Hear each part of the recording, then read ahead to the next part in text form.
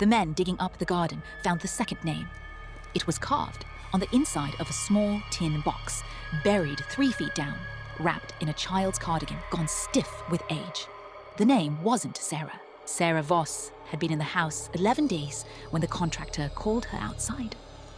She'd inherited it from her Aunt Ruth 6 weeks earlier, a woman she remembered, mostly as a photograph on a mantelpiece, a stranger who'd left her entire estate to a niece she'd barely spoken to in 20 years. The lawyer had called it unusual. Sarah had called it convenient.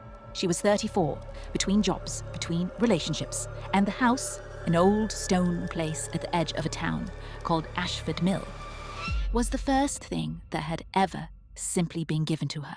She hadn't expected memories to come with it. But from the first night, small things unsettled her. A hallway that felt shorter than it looked. A window latch her hand found before her eyes did. The way she woke on the second morning, already knowing which floorboard by the bedroom door would creak, she told herself it was déjà vu. Everyone gets déjà vu in old houses. Then Mrs. Okafor from next door brought over a casserole, took one look at her and said the thing that lodged itself under Sarah's skin and stayed there. "You've gotten so tall, Elena." Sarah, though, had laughed it off. Wrong name, wrong person. An old woman's mind playing tricks. Mrs. Okafor had apologized, flustered, blamed her eyes, her memory, the years. Sarah let it go.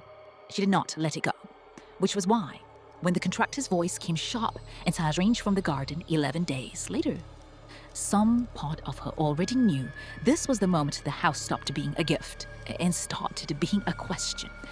She walked outside. The men had stopped digging. One of them wouldn't look at her. In the trench where the old rose bed used to be, half wrapped in fabric gone the color of wet newspaper, was a small tin box. Sarah crouched at the edge of the hole. The foreman handed it to her without a word, the way you hand someone something you don't want to be holding anymore.